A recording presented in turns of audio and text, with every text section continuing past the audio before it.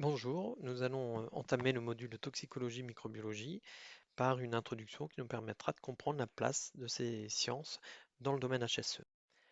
La toxicologie et la microbiologie vont s'intéresser à deux types de risques.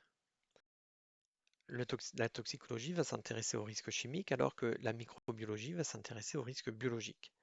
Et ces risques vont pouvoir concerner une personne isolée, une population ou un environnement.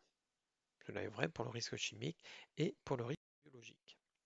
Prenons une source. Donc, s'il s'agit de risque biologique, la source aura des micro-organismes, bactéries ou virus par exemple. S'il s'agit de risque chimique, la source aura une molécule. Ici, je vous ai mis l'exemple du glyphosate. Si cette source vient en interaction avec, en haut, un individu isolé ou avec une population ou avec l'environnement dans ses composantes vivantes ou non vivantes, donc la biocénose, eau, air, sol, alors on pourra observer un impact. Cet impact, selon la source, pourrait être réversible ou irréversible. Ainsi, la toxicologie nous permettra de comprendre en HSE le risque chimique et d'en avoir une première approche. Donc, nous aborderons plusieurs thèmes, la toxicologie humaine, de la toxicologie de l'environnement. Par contre, nous ne traiterons pas d'incendie, d'atmosphère explosive, de transport de matières dangereuses, de stockage et de réactions chimiques dangereuses. Vous verrez cela par ailleurs dans d'autres modules. La microbiologie va nous permettre d'avoir une première approche du risque biologique. Nous aborderons les thématiques suivantes, risque biologique et santé, risque biologique et environnement, et puis nous nous intéresserons aussi aux bienfaits des micro-organismes pour l'environnement, et ils sont extrêmement nombreux.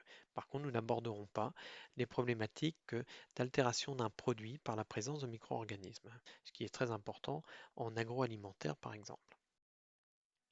Donc de risques. Et ce que je vais vous montrer ici, ou vous rappeler, c'est que bien sûr, la démarche d'évaluation des risques dont on vous a parlé s'applique à ces deux risques, comme à tous les autres risques.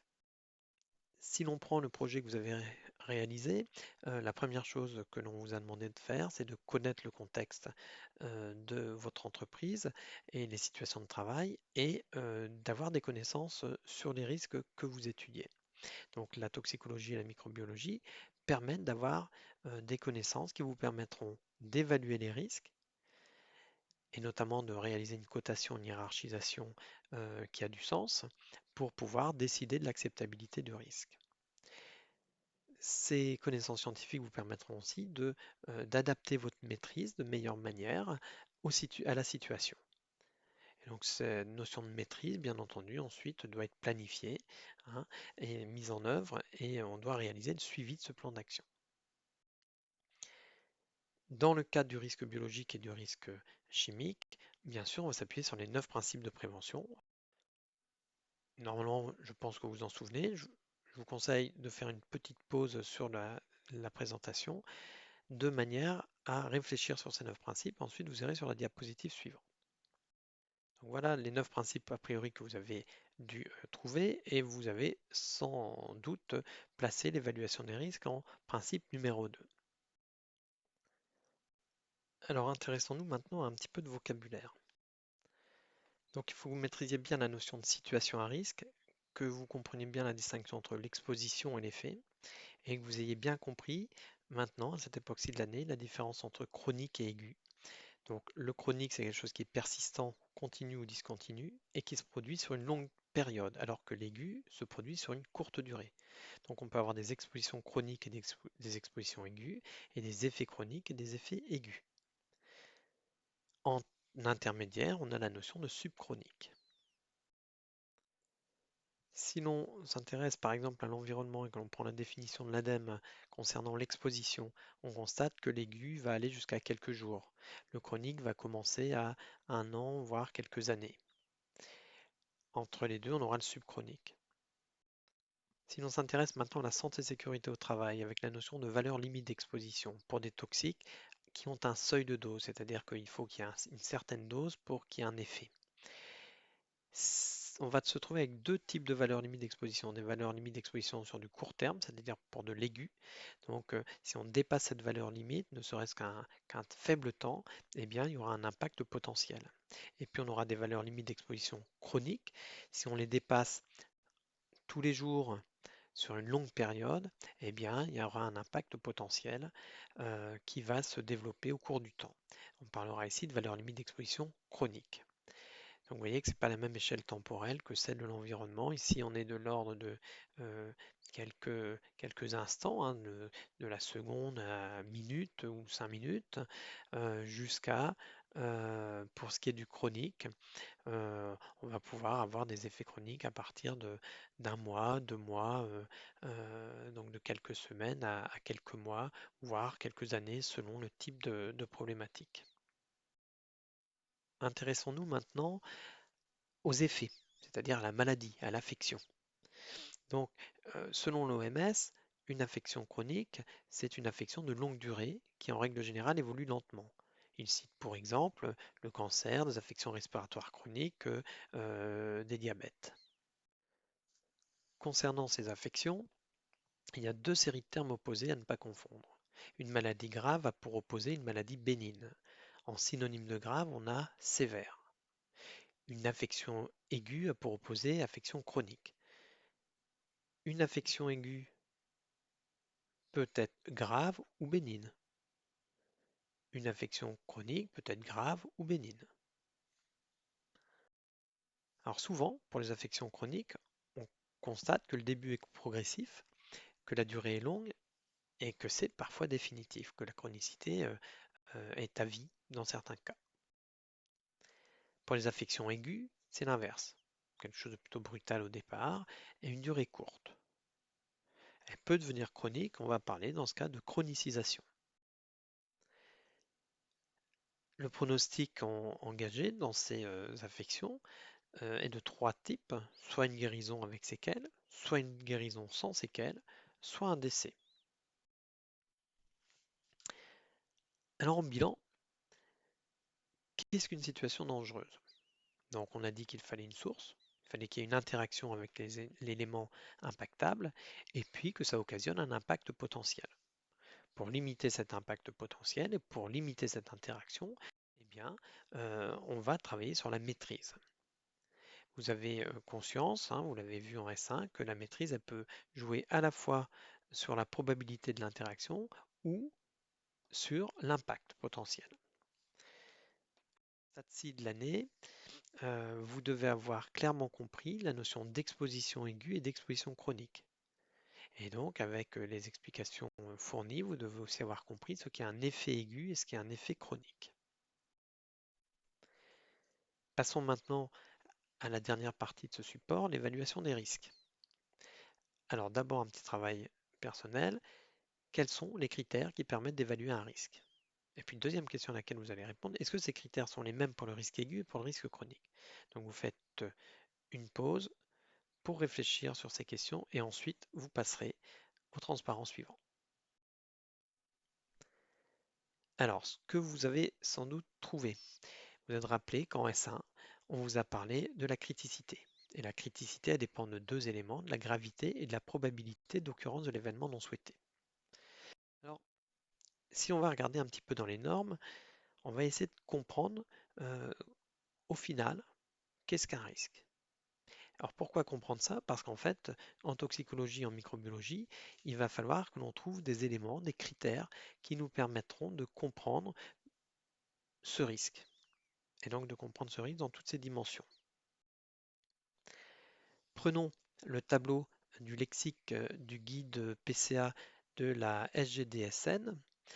Alors, ils ont repris ici la définition du risque dans l'ISO 73000 et on vous dit tout en haut que c'est l'effet de l'incertitude sur l'atteinte des objectifs.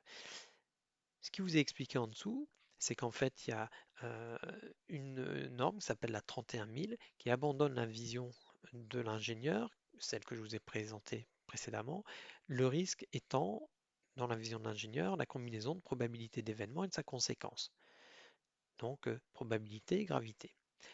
La 31000 préfère coupler les risques aux objectifs de l'organisation et reprendre la définition que je vous ai donnée ensuite, le risque étant l'effet de l'incertitude sur les objectifs. Donc on observe deux aspects, deux concepts. Au final, un risque va se définir comment? nous on va retenir qu'un risque va se définir par ses sources, les sources de risque, des événements déclencheurs ou un événement déclencheur, des conséquences avec certaines gravités, et on va devoir se poser la question si cet ensemble-là est vraisemblable ou non. Et on va parler de vraisemblance. Dans certains cadres, on sera amené à pouvoir travailler sur la probabilité. Donc la vraisemblance, c'est quoi? C'est la possibilité que quelque chose se produise, alors que la probabilité, c'est une mesure des chances d'occurrence. Et donc c'est exprimé par un nombre. Si on prend ce nombre entre 0 et 1, 0 ça veut dire que c'est impossible et 1 que c'est une certitude absolue. Cela nous amène donc à reprendre la notion de modélisation du risque dont on avait déjà parlé en risque naturel majeur. Donc, pour définir un risque, on va d'abord devoir comprendre les sources de risque, les événements potentiels et les conséquences potentielles. Cet ensemble ici va avoir une certaine vraisemblance. On avait déjà modélisé, comme je vous l'ai dit, ce genre de réflexion en S1. Par exemple, concernant l'environnement, on retrouve ici la même notion avec, ici on a une source de danger qui est représentée, avec sa propriété intrinsèque qui est le danger. L'impact qui se fait par une interaction entre cette source de danger et l'élément impactable, donc c'est ce qu'on avait appelé l'aspect impactant, et l'impact pouvait être local, régional ou planétaire. Prenons l'exemple de votre projet. Vous avez donc entamé une démarche d'évaluation des risques, vous avez compris le contexte de votre entreprise et ensuite vous avez recherché les sources de danger et les interactions potentielles avec un individu. Donc ici j'ai représenté une source de danger et l'interaction potentielle avec un individu. S'il y a des interactions, eh bien il y a un impact potentiel. Donc vous avez réfléchi aussi maîtrise. Vous avez regardé quelles étaient les maîtrises existantes et parfois vous vous êtes posé la question de qu'est-ce qui pourrait être apporté en plus comme maîtrise pour limiter l'impact, même si on ne vous a pas forcément demandé de réfléchir dans ce cadre-là. Donc que ce soit en risque biologique ou en risque toxicologique, on va se retrouver exactement avec ce modèle. On va devoir chercher à comprendre quelles sont ces sources de danger. Donc en microbiologie, on va parler de micro-organismes, donc on sera sur le risque biologique.